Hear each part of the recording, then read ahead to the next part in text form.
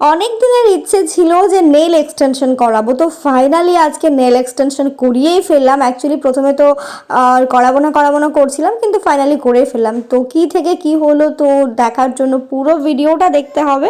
তো চলো দেখতে থাকো আজকের ভিডিওটা। So hello everyone, welcome back to Priyanka Rana blog. আশা করছি তোমরা সবাই খুব ভালো আছো। তো আজকে চলে এসেছি বহরমপুরে। অ্যাকচুয়ালি কোথায় আছি, রাধারঘাটের একটু আগে আছি, বাট ঘাটটার নাম আমি জানি না। এটা কি ঘাট? জগন্নাথ ঘাট। আচ্ছা, জগন্নাথ ঘাটে আমরা এসেছি। বাই দ্য ওয়ে, জগন্নাথ আমার বাবার নাম। তো যাই হোক, অ্যাকচুয়ালি অনুরা শায়নের তো বিয়ে সামনেই, তোমরা সবাই জানো। তো অনু আর শায়নের জন্যই আসা। ওরা স্নান করবে আজকে, তারপর বিয়ের অনেক বাজার টাজার আজকে সারাদিনে অনেক জায়গায় যাওয়ার প্ল্যান আছে, অনেক কাজ আছে। তো সব কিছু তোমাদের সাথে শেয়ার করবো, বাট ওরা স্নান করবে, আমি স্নান করবো না। তো যেদিন থেকে অনুর আর শায়নের বিয়ে ঠিক হয়েছে, আর যেদিন থেকে আমার সাথে ওদের ভালো সম্পর্ক হয়েছে, সেদিন থেকে বিয়ের ও কিছু কেনাকাটি, বিয়ের বাজার মানেই প্রিয়াঙ্কাদি যাবে ওদের সাথে, এরকম একটা ব্যাপার। তো ওরা বিয়ের বাজার কিছুদিন আগে করতে গেছিলো, তোমাদের বিয়ের বাজারও তোমাদের সাথে শেয়ার করেছি। তো ওই বিয়ের বাজার করতে যাওয়ার সময় আমাকে ডাকছিল বারবার। তো তখন আমি যেতে পারিনি, কারণ মায়ের সেদিন খুবই শরীর খারাপ ছিল, মা সেদিন হসপিটালাইজড হয়েছিল, তো সেই কারণে যেতে পারিনি। তো তারপর থেকে যখনই যেখানে একটা কিছু সামান্য মান্টিকা কিনতে গেলেও মানে প্রিয়াঙ্কা দিকে লাগবে, এরকম একটা ব্যাপার। বাট আমারও ব্যাপারগুলো বেশ ভালো লাগে যে না, ওরা আমাকে এত প্রাধান্য দেয়, এত ভালোবাসে। তো যাই হোক, আজকে সকাল সকাল বাড়ি থেকে বেরিয়ে গেছিলাম। আমরা বাড়ি থেকে বেরোনোর কথা ছিল, আমি বলেছিলাম 8টার দিকে, মানে তাড়াতাড়ি গেলে তাড়াতাড়ি চলে আসবো আর কি, কারণ আজকে সারাদিন বাজারে প্রচুর কাজ রয়েছে। তো সায়ন আর অনু বললো যে প্রিয়াঙ্কাদি 8টার দিকে বলছে ঠিকই, কিন্তু প্রিয়াঙ্কাদির 8টার দিকে কখনোই ঘুম ভাঙবে না। তো তারপরে 9টার দিকে টাইমটা ঠিক হলো। তো 9টার দিকেও বেরোতে পারিনি, কারণ ঘুম ভাঙেনি আর কি। তো আমরা বাড়ি থেকে বেরিয়েছিলাম পুরো 9:30টার দিকে। 9:30টার দিকে বেরিয়ে প্রথমে গেছিলো স্নান করতে, যেহেতু দুজনে গঙ্গা স্নান করার ছিল। তো দুজনে গঙ্গা স্নান করেছিল। গঙ্গা স্নান করার পর বাদবাকি কেনাকাটি শুরু হয়। তো প্রথমে আমরা প্রায় 2-3টে দোকানে ঘোরাঘুরি করি, মানে অনুর ওড়না নেওয়ার জন্য আর কি। বিয়ের ওড়নাটা কেনা হয়েছিল না, মানে শাড়ি লেহেঙ্গা সবই হয়েছিল, বাট ওড়নাটা কেনা হয়েছিল না। তো ওই দোকান থেকে যে ওড়নাটা দেখালাম তোমাদের, পিঙ্ক কালার ছিল, সেম ওড়নাই রেড কালারের নিয়েছে। তো ওখান থেকে ওড়না নেওয়ার পর আমরা সরাসরি চলে আসলাম কিছু খাবার জন্য, কারণ 9:30টায় বাড়ি থেকে বেরিয়েছি, তখন কেউই কিছু খায়নি। তো তারপর খেতে খেতে প্রায় দুপুর 12টা বেজে গেছিলো আমাদের ডালপুরি খেতে খেতে। তো ডালপুরি খাওয়ার পর আমি এবার ভাবলাম যে 1 কাপ চা খাই, কারণ সকালবেলায় চাটাকে আমি একটু বেশি মিস করি আর কি। তো চা খেতে খেতে আমার এক সাবস্ক্রাইবারের সাথে দেখা হয়েছিল, এক দিদির সাথে, আর দিদি তার ছেলে এসেছিল। তো ওনাদেরকে ক্যামেরার সামনে নিতে পারিনি, মানে ওরা আসতে চাননি আর কি। তো ওদের সাথে কথা বলে আমার খুব ভালো লাগলো। দিদিটার নাম হচ্ছে মুনমুন। সো যাই হোক, ওখান থেকে তারপর সরাসরি আমরা চলে আসলাম শ্রী লেদার্সে জুতো কেনার জন্য, মানে ওদের বিয়ের বাজার আর কি। তো এই জুতোটা হয়েছে সায়নের জন্য, আর যে এর আগে যেটা দেখালাম সেটা অনুর জন্য। তো ওদের দুজনের জুতো কেনা কমপ্লিট। তো এবার আসা হলো হচ্ছে আমাদের মোহন শপিং মলে, কারণ নেইল এক্সটেনশন করাবে। তো অনেক দিন আগেই বলেছিল অনু যে প্রিয়াঙ্কাদি যেদিন আমি নেল এক্সটেনশন করবো সেদিন তুমি আমাদের সাথে যাবে। আমি বললাম ঠিক আছে। তো প্রথমে আমরা মলে ঢুকে যেখানে নেল এক্সটেনশন করাই সেখানে গিয়েছিলাম। তো ওরা বললো যে প্রায় 15-20 মিনিট মতো দেরি হবে। তো শানকে বললাম যে চল, ওইখানে যে ফুড জাংশন আর রয়েছে ওখানে গিয়ে বসি। তো এখান থেকে প্রায় 2টো আমরা স্যান্ডউইচ নিয়েছিলাম, মানে আমার একটা স্যান্ডউইচ আর হচ্ছে শায়নের একটা স্যান্ডউইচ, আর অনু নিয়েছিল একটা পেস্ট্রি। তো 3জনের জন্য 3 রকমের খাবার নিয়ে আমরা জাস্ট আস্তে আস্তে খাচ্ছিলাম, কারণ সময়টা প্রচুর ছিল আমাদের হাতে। তো তারপর খাওয়া দাওয়া শেষ করে প্রায় 20-25 মিনিট পর আমরা আবার যেখানে নেইল করাই সেখানে গেলাম আর কি। তো তারপরে অবশ্য যাদের করার ছিল তাদের হয়ে গেছিলো। তো প্রথমে অনুর জন্য সিলেক্ট করা হচ্ছিল যে অনু কি কালার করবে। এবার ওর বিয়ের শাড়ির কালার হচ্ছে একটু দুধে আলতা কালার, মানে রানি কালার। তো ওই টাইপের সিমিলার কিছু একটা করাতে চাচ্ছিল আর কি। তো ওর একটা কালার সিলেক্ট হয়ে গেছিলো, মানে দুধে আলতা বলতে তোমার একটু পার্পলের দিকে, লাইট পার্পলের দিকে ও করেছে, বাট লাইট পার্পল না, পিঙ্ক বলা যেতে পারে। তো ওর করা দেখে আমারও ভীষণভাবে ইচ্ছে হলো যে না চলো আমিও করে নিই।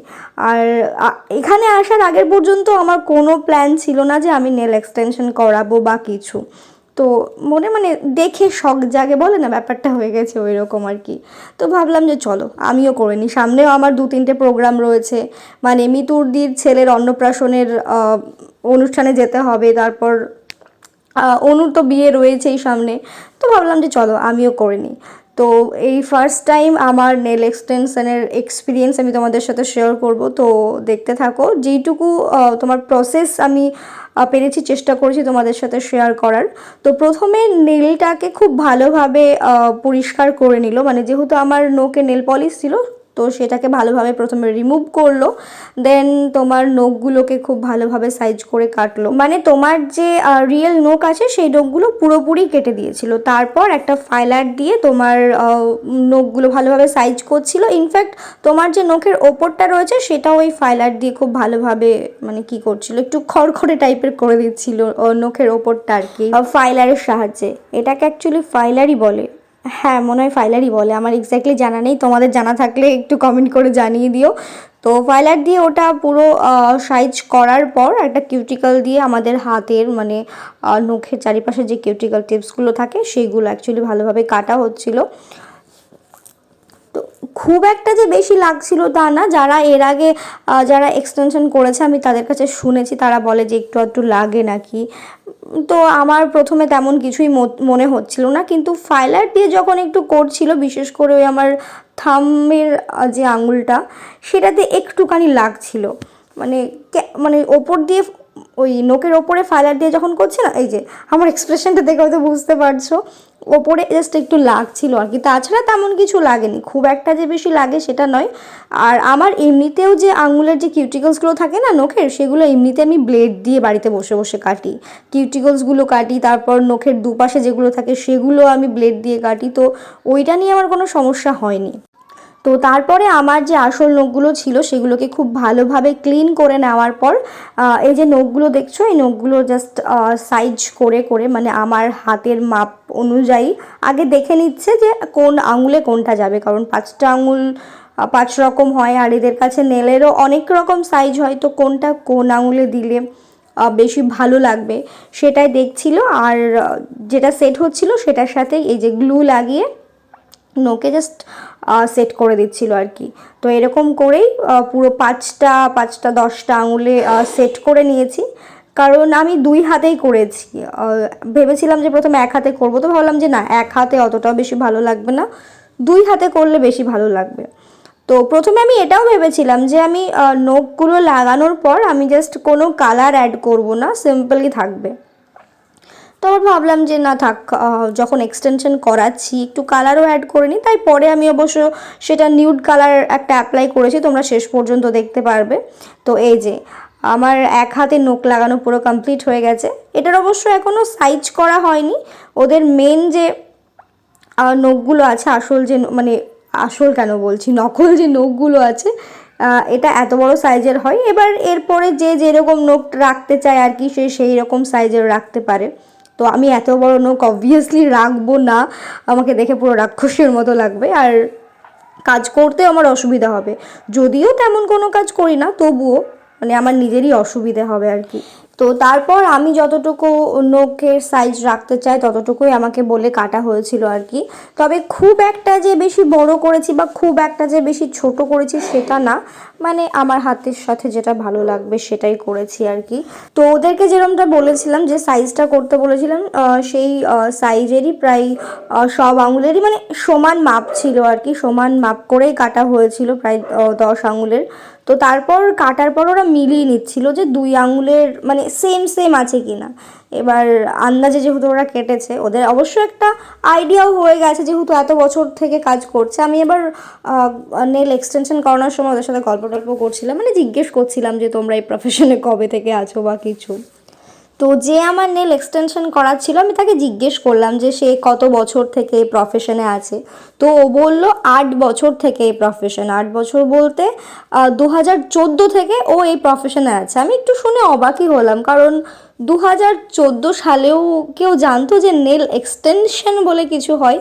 তো বললো যে না, বহরমপুরে তো বাদিয়ে দাও, কলকাতা অতটা ছিল না। ও নাকি দিল্লি থেকে শিখে এসে ওখানেই কিছু বছর কাজ করার পর তারপর এখানে এসেছে আর কি, মানে গত 2 বছর থেকে ও এখানে কাজ করছে, মানে আমাদের দেশে আর কি। সো যাই হোক, এইসবই গল্প টল্প করছিলাম। তো এরই মধ্যে দেখতে পাচ্ছ আমার 2 হাতের নখ লাগানোর পর পুরো কাটিং হয়ে গেছে, যেটুকু আমি বলেছিলাম সেই কাটিং অনুযায়ী সব কিছু হয়ে গেছে।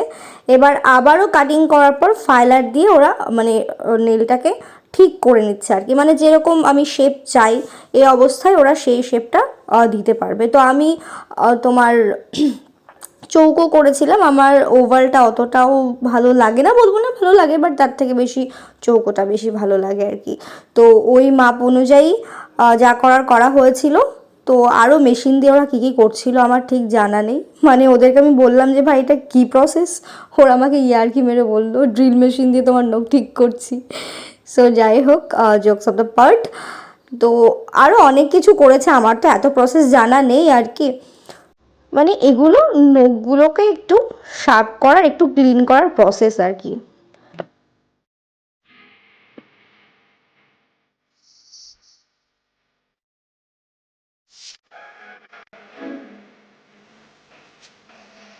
তো নখগুলোকে ক্লিন আর সাইজ করার পর ওপর থেকে জেল দেওয়া হচ্ছিল। জেলটা প্রথম কোট একেবারে হালকা করে দিয়েছিল, তারপর এটা শুকোনোর পর এই জেলটাই আবারও ঠিক করে আমার নখে লাগানো হয়েছিল।